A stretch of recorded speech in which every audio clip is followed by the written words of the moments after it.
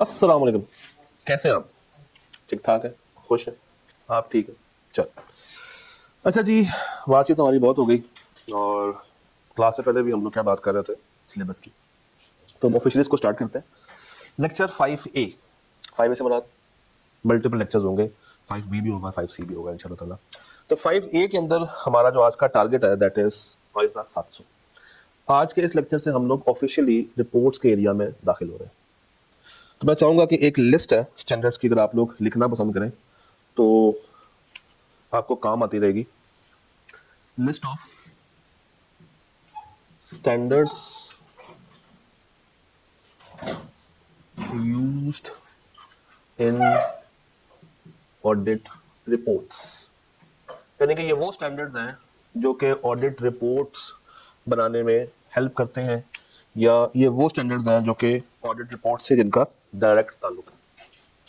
सबसे पहला ताल्लुक है ISA 700 का। सबसे प्राइम, सबसे गहरा ताल्लुक किसका है?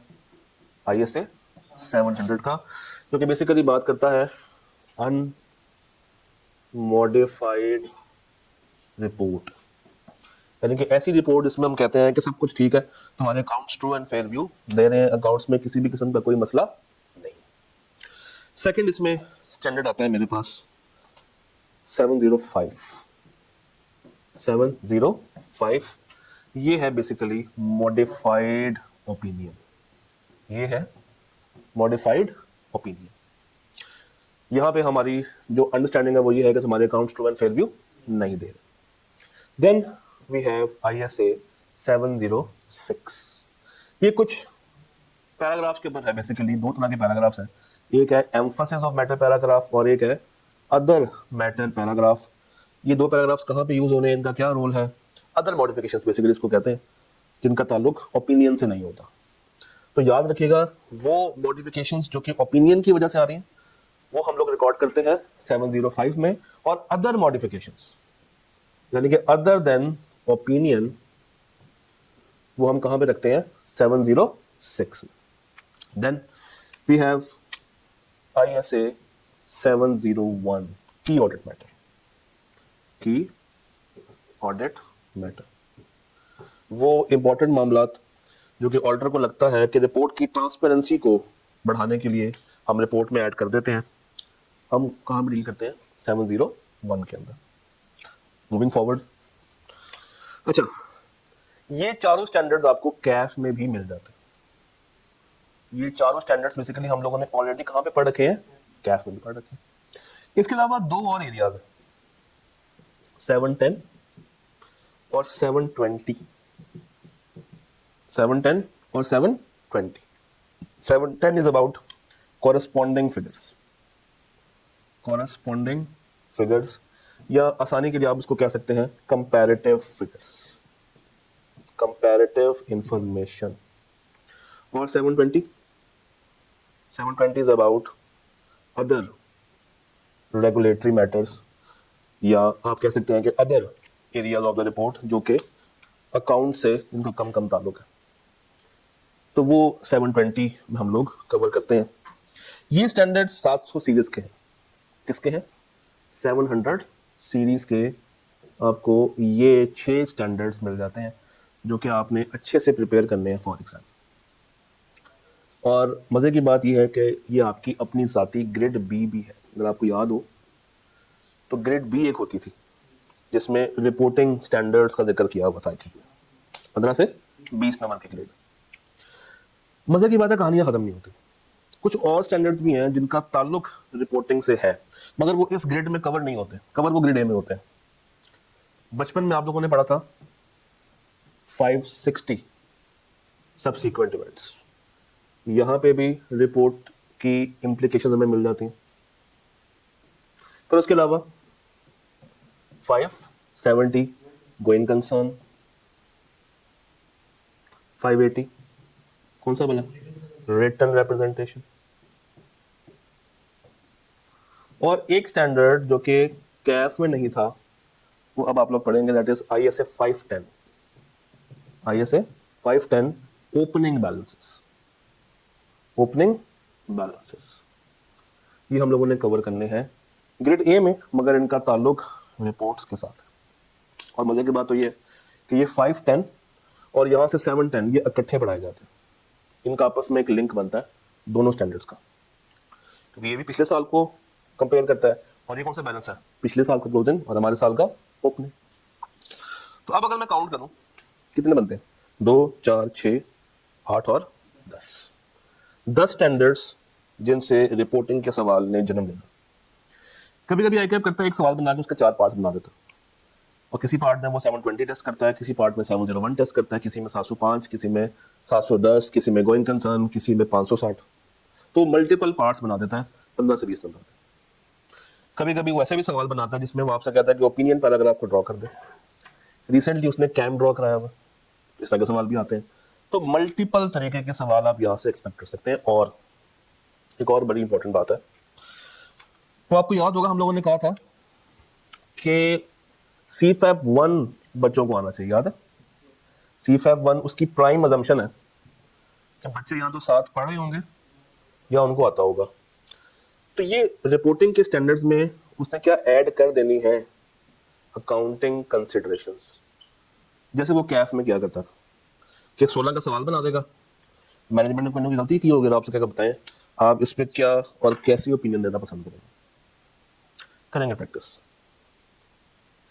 तो ये बेसिकली एक ओवरव्यू है कि अब हम लोग एक्चुअली स्टार्ट क्या करने जा रहे हैं। ये वीक और अगला वीक ये हमारे रिपोर्टिंग के एरियाज को कवर करेगा, और मोस्ट प्रोबेबली तीसरा वीक भी हम रिपोर्ट्स पे ही लगा रहे होंगे ताकि एक अच्छी प्रैक्टिस हो जाए और हमारे जेब में 15 से 20 नंबर की ग्रेड पक्की पक्की आ जाए। सो शुरू करते हैं। आज का जो हमारा मेन टारगेट है that is 700। Lecture 5A 5B 5C तीनों किस पे होंगे, 700 पे होंगे। 700 बेसिकली क्या है, अनमॉडिफाइड ऑडिट रिपोर्ट। कहानी शुरू होती है इंट्रोडक्शन से, इंट्रोडक्शन, ऑब्जेक्टिव एंड डेफिनेशन। सबसे पहली चीज जो फर्स्ट बुलेट है वो क्या है, कहता है जी ISA 700 explains auditors responsibility to form a opinion on financial statement. सबसे पहली जिम्मेदारी क्या है कि 700 ने क्या कहा है कि ऑडिटर ने क्या देनी है, फाइनेंशियल स्टेटमेंट्स के ऊपर ओपिनियन देनी है। उसके बाद कहता है कि it also explains how the auditor should write the auditors report after an audit of financial statements. क्या मतलब, रिपोर्ट लिखनी कैसी है, उसका एक ड्राफ्ट वर्जन हमें कौन सिखाता है, 700। 700 deals with the audit of general purpose and complete set of financial statements. मैं यहाँ पे रुक के आपसे कुछ पूछना चाहूंगा, याद करें हम लोगों ने ये बात पढ़ी हुई है, क्या बात थी भला, सोचे जरा। हम लोगों ने कहा था कि सिर्फ 700 सीरीज रिपोर्ट के ऊपर नहीं है, अगर complete set of financial information है, कंप्लीट सेट, तो हम 700 को यूज करते हैं। और वो किस पर्पस के तहत बनी होनी चाहिए, जनरल के तहत होनी चाहिए। क्योंकि अगर स्पेशल पर्पस है तो मेरे पास कौन सा स्टैंडर्ड है, 800। अगर मेरे पास सिंगल है या एलिमेंट है तो मेरे पास कौन सा स्टैंडर्ड है, 805। और अगर मेरे पास समरी है तो मैं किस में जाऊंगा, 810 में। तो ये आपको पता होना चाहिए सवाल पढ़ते साथ ही। सबसे पहली चीज जो आपने आइडेंटिफाई करनी है वो ये कि क्या सवाल स्पेशल पर्पस का है, क्या सवाल समरी का है, क्या सवाल पूरे फाइनेंशियल्स का है, क्या सवाल सिंगल या किसी एलिमेंट का है। जब आपको इस चीज का आइडिया हो जाएगा तब आप रेलेवेंट फ्रेमवर्क पे जाके रेलेवेंट कार्रवाई कर सकते हैं, और ये बहुत जरूरी है। अक्सर सवाल 805 का होता है, बच्चा 700 में फिर रहा होता है, क्या वाइस वर्सा हो जाता है, याद रखोगे। फिर कुछ पुरानी बात है, GPF क्या मतलब, जनरल पर्पस फ्रेमवर्क। ये क्या होता है, set of rules design to meet the common financial need. ये जनरल है ना, ये सबके लिए बराबर है। और दूसरे कौन से होते थे, स्पेशल पर्पस, जैसे FBR के कानून, टैक्स लॉज, SSCP कुछ कह दे। तो वो रूल्स जिनके तहत स्पेसिफिक यूजर को एंटरटेन करने के लिए हम स्पेसिफिक फाइनेंशियल स्टेटमेंट्स को बनाते थे। Then we have fair presentation framework and compliance framework. एक दफा रीड कर लें, ये सिर्फ आपकी मोटिवेशन के लिए स्लाइड रखी हुई है ताकि आपको पुरानी जो हमने लास्ट वीक में बातें की थी उससे जितनी भी रेलेवेंट डिस्कशन है हम लोग कर लें, then we will move forward. तो आप यूं समझ सकते हैं कि ये लास्ट वीक का एक क्विक रिकैप है जो कि बेसिकली हमें 700 के लिए प्रिपेयर कर रहा है। अभी 700 स्टार्ट नहीं हुआ, सिर्फ ये एक इंट्रोडक्शन है और 700 पे जाने के लिए हमने रास्ता चुन लिया। एक दफा जल्दी से रीड कर ले सारे क्विकली।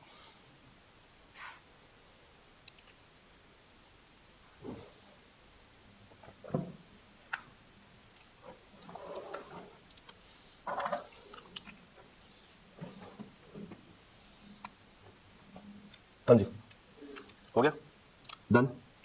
हाँ जी, 700। 700 सबसे पहले 3 बहुत जरूरी बातें करता है। वो कहता है जब तुमने ओपिनियन देने का सोच लिया, जब तुमने ओपिनियन बनाने का सोच लिया है, तो पहली चीज जो तुमने देखनी है वो ये कि क्या तुमने हासिल कर ली है क्या रीजनेबल एश्योरेंस। ये क्या होती थी? वो एश्योरेंस जहां पे हम कहते हैं कि हमने इतना काम कर लिया है और हम ये ओपिनियन दे सकते हैं कि अकाउंट्स ट्रू एंड फेयर दे रहे हैं या नहीं दे रहे। कहीं एब्सोल्यूट होती है? नहीं। 100% होती है? नहीं। तो कहता है 3 बातें सोच लो। कितनी बातें? 3। पहली बात क्या है? सफिशिएंट अप्रोप्रिएट ऑडिट एविडेंस हासिल हो गया है या नहीं। दूसरी चीज, अनकरेक्टेड मिसस्टेटमेंट्स तो नहीं है। इसका मतलब ये नहीं है कि जितनी भी अनकरेक्टेड मिसस्टेटमेंट्स है वो सारी ठीक होनी चाहिए। एटलीस्ट वो इंडिविजुअल लेवल पे और एग्रीगेट लेवल पे उस बेंचमार्क को क्रॉस ना कर रही। और तीसरी चीज, बाकी के जो स्टैंडर्ड्स की रिक्वायरमेंट है वो फॉलो हो गई है या नहीं। तो अब अगेन, जब भी आपने ओपिनियन बनाने के बारे में सोचना है तो आपने सबसे पहले देखना है कि क्या मैंने रीजनेबल एश्योरेंस हासिल कर ली है। और ये कैसे देखेंगे? 1, 2, 3 बातों को फॉलो करके। पहली चीज क्या है कि आपने सफिशिएंट अप्रोप्रिएट ऑडिट एविडेंस हासिल कर लिया है, प्लस अनकरेक्टेड मिसस्टेटमेंट्स है तो वो रिजॉल्व हो गई हैं, प्लस आपने अदर रिक्वायरमेंट्स को फॉलो कर लिया है या नहीं। फिर एक लाइन नीचे लिखी हुई है, auditor shall form an opinion that financial statements are prepared in accordance with AFR। क्या मतलब, क्या कहना चाह रहा है कि ऑडिटर ओपिनियन देगा क्या कि फाइनेंशियल स्टेटमेंट्स AFRF के मुताबिक बनी है या नहीं बनी। अच्छा, व्हाट इज AFRF? पाकिस्तान में AFRF की डेफिनेशन क्या है? क्या सिर्फ IFRS है? नहीं, सिर्फ IFRS नहीं है। इसको सप्लीमेंट करता है। एक नया वर्ड सुन, इसको क्या करता है? सप्लीमेंट करता है। क्या? कंपनीज एक्ट के स्केड्यूल्स। कंपनीज एक्ट के स्केड्यूल्स याद करें, 2 होते थे, एक 4th और एक 5th। 4th was for listed company and 5th was for other या unlisted company, other than listed companies आप ही कह सकते हो। याद है? ओके सर, ऑडिटर ने ओपिनियन ड्राफ्ट करने से पहले कुछ चीजें इवैल्यूएट करनी है। नंबर 1, अभी लिस्ट है, एफएस एडिक्वेटली डिस्क्लोज कर रही है सिग्निफिकेंट अकाउंटिंग पॉलिसीज। यानी कि मैनेजमेंट ने जो IFRS यूज किया है उसमें से जो पॉलिसीज यूज की है क्या वो प्रॉपरली है, क्या वो एडिक्वेट है, क्या उसमें कोई खराबी तो नहीं है, क्या कोई मिसस्टेटमेंट तो नहीं उनमें। फिर पॉलिसीज जो लगाई हैं वो कंसिस्टेंट भी हैं या नहीं। ऐसा तो नहीं है कि एक पॉलिसी पहले लगाई लास्ट ईयर वो कुछ और थी और इस साल कुछ और है। भाई लास्ट ईयर उन्होंने वेटेड एवरेज यूज किया इन्वेंट्री के लिए, इस दफा वो FIFO यूज कर रहे हैं। तो कंसिस्टेंसी होनी चाहिए। और अगर कंसिस्टेंसी ब्रीच हो रही है तो फिर आपने उनसे रीजन पूछनी है कि भाई जस्टिफिकेशन दें आप इसको ब्रीच क्यों कर रहे हैं। तीसरा, एस्टिमेट्स। गौर कीजिएगा, जब भी मैनेजमेंट अकाउंट्स बनाती है तो अकाउंट्स पॉलिसीज और एस्टिमेट्स का मरकब है। भाई IFRS में 100% चीजें एब्सोल्यूट तो नहीं है। IFRS के अंदर भी क्या लगती है? एस्टिमेट्स और जजमेंट्स और अकाउंटिंग पॉलिसीज है। तो क्या ये ठीक तरीके से फॉलो हो रही है या नहीं? उसके बाद चौथा पॉइंट, जो इन्फॉर्मेशन मुझे मिल रही है वो इन्फॉर्मेशन RRCU है या नहीं। RRCU क्या मतलब? रेलेवेंट, रिलायबल, कंपेरेबल और अंडरस्टैंडेबल। तो ये 4 वर्ड्स बहुत इंपॉर्टेंट है। RRCU R means relevant, reliable, comparable और अंडरस्टैंडेबल। ये 4 फीचर्स पक्के होने चाहिए। ये 4 फीचर्स हो और हमें पता हो कि तमाम पॉलिसीज जो अप्लाई हुई वो क्या है? कंसिस्टेंट है, एडुकेटली डिस्क्लोज्ड है और पॉलिसीज को फॉलो कर रहा है। प्लस टर्मिनोलॉजी जो यूज की है वो भी क्या हो? अप्रोप्रिएट। कोई इतने मुश्किल अल्फाज उसमें लिखे ना हो, इतना हो कि एक आम यूजर उसको पढ़ सके, समझ सके। और अगर कोई वर्ड मुश्किल लिख भी दे, फॉर एग्जांपल रिपोर्ट में लिखा होता है रीजनेबल एश्योरेंस, रिपोर्ट में लिखा होता है क्या? Reasonable assurance. अब हो सकता है कि लेमैन से ना पढ़ा जाए वर्ड, या पढ़ ले तो उसको समझना है, तो साथ ही हम उसको रिपोर्ट में क्या कर देते हैं? डिफाइन कर देते हैं कि इस वर्ड से मुराद एक्चुअली क्या है। और लास्ट वर्ड पढ़िएगा, जितने भी रेलेवेंट डिस्क्लोजर्स हैं जो कि एफएस को समझने के लिए इंपॉर्टेंट है, क्या वो सारे के सारे अवेलेबल भी हैं या नहीं। एक मजे की बात बताता हूँ, कल हम लोग इसके ऊपर बात करेंगे। जस्ट एक क्विक रिकैप भी देता हूं आपको। जब हम लोग 705 की बात करते हैं ना, जहां पे हम कहते हैं कि जनाब हम ट्रू एंड फेयर व्यू नहीं दे रहे, तो वहां पे 3 मेन बातें हैं मिस स्टेटमेंट की। 3 मेन बातें होती हैं मिस स्टेटमेंट की। नंबर 1, अकाउंटिंग पॉलिसी ठीक से क्या नहीं हुई, सिलेक्ट नहीं हुई। सिलेक्ट सही होगी है मगर पॉलिसी ठीक से इंप्लीमेंट नहीं हुई। और तीसरा, डिस्क्लोजर्स जो आने चाहिए थे वो एडिक्वेटली डिस्क्लोज्ड नहीं। थोड़ा गौर कीजिएगा। पहला पॉइंट पढ़ा, दूसरा पॉइंट पढ़ा, सिलेक्ट ठीक है, अप्लाई ठीक हो रही है, उसके बाद एस्टिमेट्स ठीक है, और लास्ट डिस्क्लोजर्स जो आने चाहिए थे वो आ रहे हैं या नहीं आ। तो अगर इनमें से कोई खराबी है तो वो अल्टीमेटली आपको अनमोडिफाइड से निकाल के कहां पे ले आएगी, मॉडिफाइड पे ले आएगी। Done, okay. नेक्स्ट, ये एक टेक्निकल चीज है जो कि लास्ट कैफ में नहीं थी। Description of applicable financial reporting framework. जरा पढ़े, पहले आप लोग खुद पढ़े।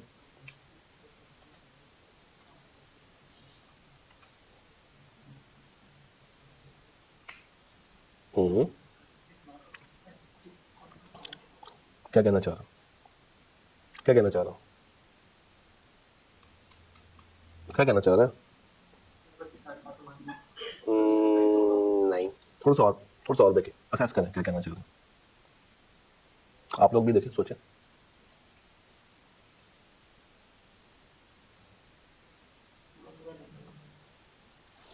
देखिए, पाकिस्तान में AFRS क्या है, कंपनीज एक्ट के स्केड्यूल और IFRS। यूएस में क्या है, यूएस क्या है। इंडिया में क्या होगा, इंडियन अकाउंटिंग स्टैंडर्ड्स। तो हर मुल्क के अपने अपने स्टैंडर्ड्स हैं, यानी कि हर मुल्क का अपना अपना AFRS है, हर मुल्क का अपना अपना AFRS। कहता है AFRS जो तुमने डिसाइड कर दिया तो हम उस वक्त उसकी कंप्लायंस को 100% मानेंगे जब उस AFRS की तमाम रिक्वायरमेंट्स तुमने पूरी की होंगी। यानी कि ऐसा नहीं करना कि कुछ बातें किसी एक स्टैंडर्ड की मान लो और कुछ बातें किसी दूसरे की मान लो और ये लिख दो कि तुम्हारे अकाउंट्स एज पर AFRS बने या एज पर IFRS बने। कुछ बातें US गैप की मान ली, कुछ बातें किसकी मान ली, IFRS की, और लिख दिया कि जनाब तमाम FS किसके मुताबिक बने हुए हैं, IFRS के मुताबिक बने हुए हैं। तो कहता है पार्शियल कंप्लायंस को मैं कभी भी अलाउ नहीं करूंगा। कहता है partial compliance is not allowed, financial statements are in substantial compliance with IFRS, 100% या मेजॉरिटी कंप्लायंस में होनी चाहिए। अगर वो मेजॉरिटी कंप्लायंस में नहीं है और आप ये लिख रहे हो कि FS एज पर IFRS बना हुआ है, तो हम ये स्टेटमेंट अलाउ नहीं करेंगे। इसका मैंने एक सिंपल मतलब भी दिया हुआ, जरा पढ़ें लाइन।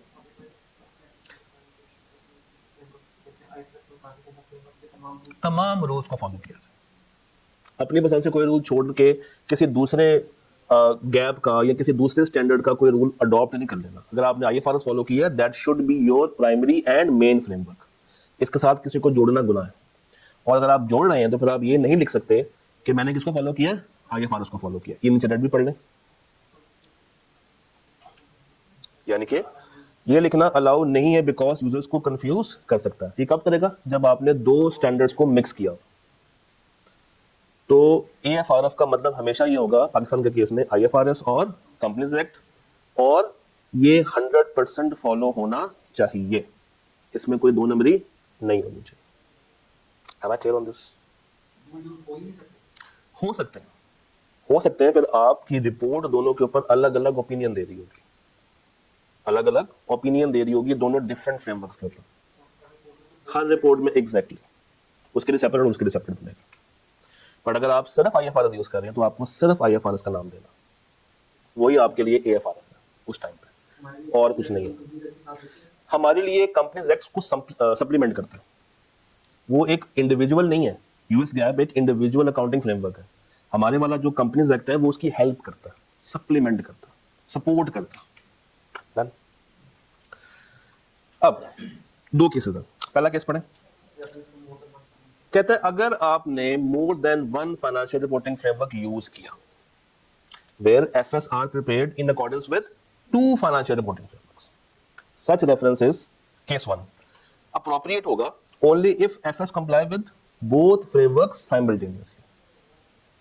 मतलब ऑडिटर सिर्फ तब दोनों फ्रेमवर्क्स का नाम ले सकता है जब आईएफआरएस के भी सारे रूल्स फॉलो किए हों और दूसरे फ्रेमवर्क्स के भी सारे रूल्स फॉलो किए हों। जो बीच में जो क्लैश आ रहा होगा स्टैंडर्ड्स वो खत्म हो जाएगा ना। देखें, कंपनी कहती है कि सर हम लोगों ने 2 अकाउंट्स बनाने हैं। कितने बनाने? 2 बनाने। हमने पूछा 2 क्यों बनाने? वो कहते हैं एक पाकिस्तान के लिए, एक पाकिस्तान के लिए, और एक बनाना हमने किसके लिए? यूएस के लिए, अमेरिका के लिए। तो पाकिस्तान वाले क्या यूज कर रहे होंगे? प्लस कंपनीज एक्ट, और ये क्या यूज कर रहे होंगे? यूएस के। अब यहां पे 2 केसेस हैं। केस 1, आप उनसे कहें ठीक है आप 2 फ्रेमवर्क्स को यूज करें, हम उस वक्त मानेंगे जब दोनों को आपने कंप्लीटली कंप्लाई किया हो। कंप्लीटली क्या किया हो? कंप्लाई किया हो। यानी कि इन्वेंट्री की वर्किंग यहां पे भी की हो, यहां पे भी की हो, फिक्स एसेट्स यहां पे भी किए हो, यहां पे भी किए हो, इसमें भी लीज का स्केड्यूल आ रहा हो, इसके मुताबिक भी आ रहा हो। तो बेसिकली आप 2 सेट्स ऑफ फाइनेंशियल स्टैंडर्ड्स बना रहे हैं, 2 सेट्स ऑफ फाइनेंशियल स्टेटमेंट्स को प्रिपेयर कर रहे हैं, एक इन अकॉर्डेंस विद पाकिस्तान और दूसरा इन अकॉर्डेंस विद यूएस गैप। ठीक, हम कब नहीं मानेंगे? कब नहीं मानेंगे?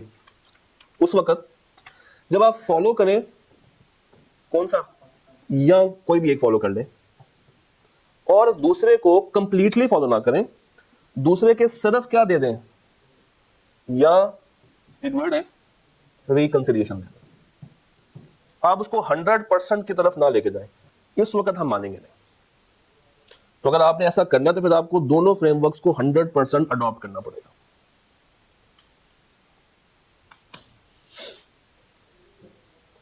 तो जहां पे FS are prepared in accordance with 2 financial reporting frameworks, तो आपने देखना है कि कौन सा केस है। केस 1 अप्रोप्रिएट तब होगा जब एफएस दोनों को साइमल्टेनियसली क्या कर रहा होगा? कंप्लाई, यानी कि दोनों की बातें मान रहा होगा 100%। और अप्रोप्रिएट कब नहीं होगा? केस 2 जब एक को कंप्लीटली फॉलो किया और दूसरे की सिर्फ क्या बना दी है? रिकंसिलिएशंस। तो तब ऑडिटर दूसरे वाले को मानेगा नहीं। सर रेड पढ़िएगा, नीचे वाला red. And local gap prepared in accordance with IFRS, दूसरा फ्रेमवर्क सिर्फ इंटरनेशनल पर्पस के लिए है, यानी कि सिर्फ उसमें क्या दी हुई है? रिकंसिलिएशंस दी हुई है। तो अगर तो दोनों कंप्लीटली फॉलो किए हुए हैं तो हम दोनों का जिक्र करेंगे, और अगर एक कंप्लीटली फॉलो किया और दूसरे को फॉलो नहीं किया, सिर्फ क्या डाला है? रिकंसिलिएशन, तो हम सिर्फ पहले वाले का नाम डालेंगे कि आपने सिर्फ पाकिस्तान के लॉज के मुताबिक अपने एफएस को प्रिपेयर किया, दूसरे वाले को आपने 100% कंप्लाई नहीं किया। ये चीज हमें कैफ में देखने को नहीं मिलती। एक ये स्लाइड न्यू है और एक इससे पिछली स्लाइड नहीं थी। यही चीजें थोड़ी सी मजीद इलैबोरेशन के साथ देखते हैं। सिचुएशन 1, यानी कि यही स्लाइड्स को मैं एक और एंगल से बता रहा हूं। Situation 1, FS are prepared in accordance with 2 frameworks, पहला आईएफआरएस, दूसरा नेशनल। सामने जाए requirement, such description is appropriate only if all requirements of each framework are met separately. IFRS को भी 100% फॉलो किया, यूएस गैप को भी 100% फॉलो किया, without any reconciliation, without any reconciliation. In such cases 2 opinions are expressed in the audit report. Report एक ही बनेगी, उसमें हम कितनी ओपिनियंस देंगे? 2 सेपरेट। फर्स्ट पॉइंट पढ़े, सेपरेटली और इन अ सिंगल सेंटेंस हम लिख सकते हैं कि financial statements give true and fair view in accordance with IFRS and accounting principles generally accepted in jurisdiction x. वो कोई भी हो सकते हैं, यूएस गैप हो गया, इंडियन अकाउंटिंग स्टैंडर्ड हो गया, तो ये एक जनरल स्टेटमेंट दी हुई है। ठीक है, और नीचे पढ़े, हाँ ऐसा हो सकता है कि एक के मुताबिक ओपिनियन क्या हो? अनमॉडिफाइड, और दूसरे के मुताबिक क्या हो? मॉडिफाइड। तो उस पर घबराना नहीं। जब आप 2 फ्रेमवर्क्स यूज कर रहे हैं, 2 तरफा अकाउंटिंग कर रहे हैं, अपने फ्रेमवर्क्स भी यूज कर रहे हैं और उनके फ्रेमवर्क्स भी यूज कर रहे हैं, तो ये बिल्कुल पॉसिबल है कि शायद हमारा आईएफआरएस कहे कि ठीक है अनमॉडिफाइड है, मगर यूएस गैप कह रहा हो कि ये अनमॉडिफाइड नहीं है, ये मॉडिफिकेशन है। तो आप एक ही रिपोर्ट में 2 डिफरेंट ओपिनियंस दे रहे होंगे। क्या मतलब? एक मॉडिफाइड हो गई, भाई हो सकता है कि हमारे स्टैंडर्ड ने लाइफो यूज करने से मना किया, किसी और मुल्क का स्टैंडर्ड लाइफो की आज भी इजाजत देता हो। तो अगर इन्होंने लाइफो के मुताबिक अकाउंटिंग की है तो आईएफआरएस क्या कहेगा? मॉडिफिकेशन आ गई है, और वो खुश होंगे क्योंकि उनका जो फ्रेमवर्क है वो लाइफो को आज भी मानता है। लाइफो क्या होता है basically, last in first out, जैसे जैसे फीफो होता है वैसे लाइफ हुआ करता था, आजकल नहीं, एटलीस्ट आईएफआरएस में नहीं। लेकिन सर जब वो बना रहे हैं फाइनेंशियल स्टेटमेंट्स, तो जब वो आईएफआरएस के मुताबिक बनाएंगे तब तो वो यूज ही नहीं करेंगे, लेकिन उनके मुताबिक जब पहले होता है वो use यही तो चेक करना है ऑडिटर ने, उनके मुताबिक यही तो देखना है, एग्जैक्टली यही तो देखना है कि हमारे मुताबिक क्या आता है और उनके मुताबिक क्या आता है। तो इस चीज पे घबराना नहीं है कि एक तरफ मॉडिफिकेशन आ गई और एक तरफ अनमॉडिफिकेशन है, इस पे टेंशन वाली बात नहीं है। बस देखना ये है कि अगर वो दो फ्रेमवर्क्स यूज कर रहे हैं तो दोनों को 100% कंप्लाई करना जरूरी है। Done? अब नीचे वाला पॉइंट पढ़ा, one framework, notes and compliance के तो अगर दूसरे के सिर्फ नोट्स दिए हुए हैं, डिस्क्लोजर्स दिए हुए हैं या रिकंसिडरेशन दी हुई है, तो क्या मैं दो फ्रेमवर्क्स को यूज करूंगा? नहीं। अब थोड़ा पढ़े साथ वाला, सप्लीमेंट्री इंफॉर्मेशन, हम उसको पूरी इंफॉर्मेशन मानेंगे नहीं, और हम ये नहीं कहेंगे कि दो फ्रेमवर्क यूज हैं। सिर्फ कौन सा फ्रेमवर्क यूज हुआ होगा? सिंगल फ्रेमवर्क यूज हुआ होगा। पाकिस्तान में क्या चलता है पढ़े, पाकिस्तान में क्या है, मेन आईएफआरएस है which is supported by fourth and fifth schedule. अब साथ पढ़े, and additional requirements by law are considered, Pakistan में दोनों मिलके क्या कहलाती हैं? एएफआरएस। बस ये याद रखिएगा, पाकिस्तान में एएफआरएस का मतलब सिर्फ आईएफआरएस या आईएएस नहीं है, IFRS IAS plus companies act के दोनों स्केड्यूल्स, लिस्टेड के लिए फोर्थ और अदर देन लिस्टेड के लिए fifth, provided they do not conflict. The FS give true and fair view in accordance with देखें IFRS and the requirements of Companies Act of Jurisdiction X, और X कोई भी हो सकता है, यहाँ तक ओके। एक दफा पढ़ लेते हैं कि रिपोर्ट में लिखा कैसे जाता है। चल मैं आपको दिखा देता हूँ, नजर नहीं आ रहा, आगे आ जाओ भाई। नहीं पेज बाहर से अच्छा बाहर जा रहा है, चलो इसको थोड़ा सा कोशिश करते हैं कि अब नजर आ रहा है, अब पढ़ लें।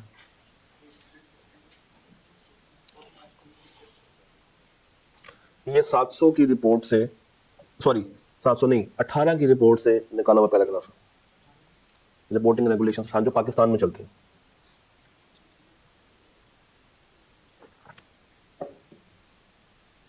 एक दफा पहले आप पढ़े फिर मैं पढ़ता हूँ।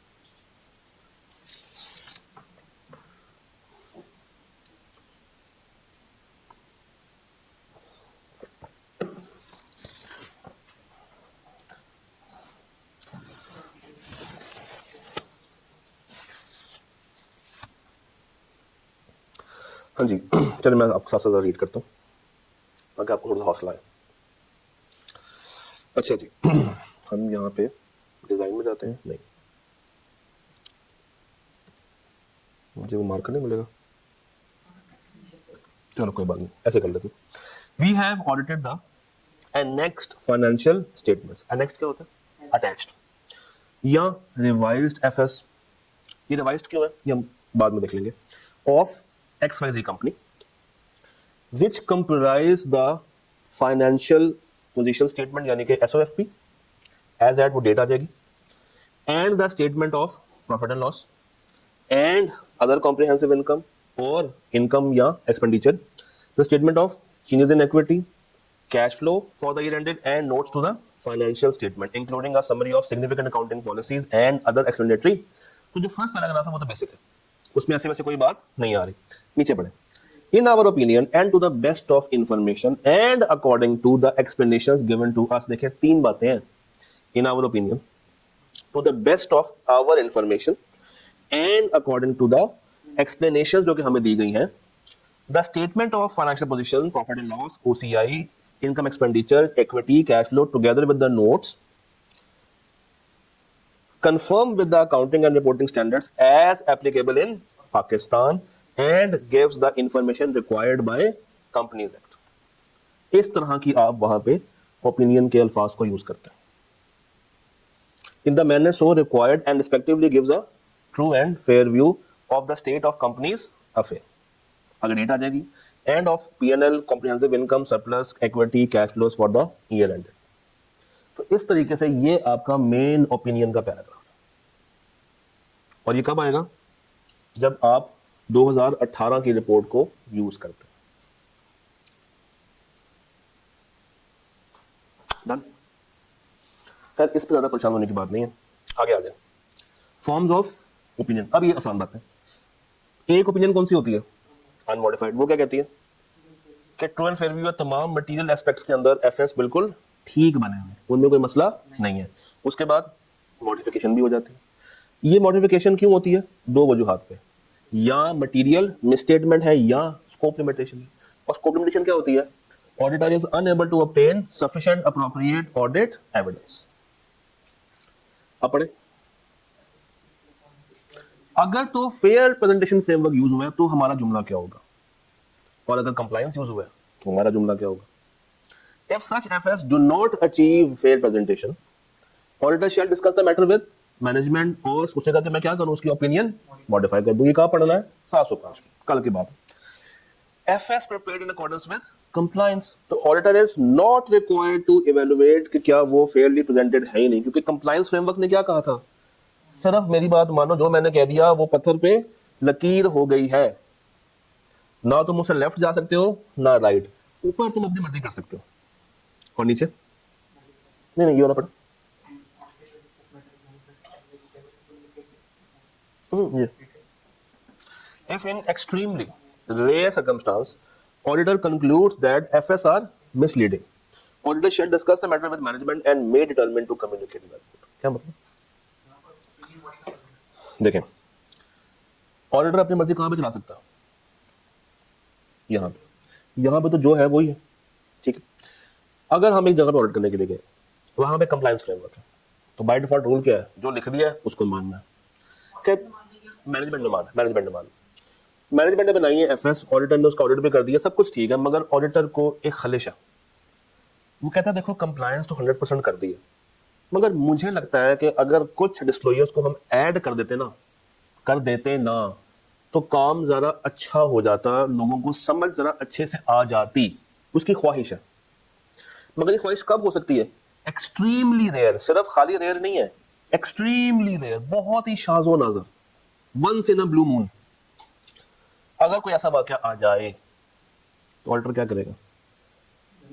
ऑडिटर कंक्लूड्स मीन उसका नतीजा ये होगा कि एफएस आर मिसलीडिंग। उसको लगेगा कि एफएस क्या है? मिसलीडिंग। ऑल्दो कंप्लायंस हुई है, मगर आफ्टर कंप्लायंस उसको लग रहा है कि नहीं यार एफएस मिसलीड कर रही है, यूजर को परेशान कर रही है।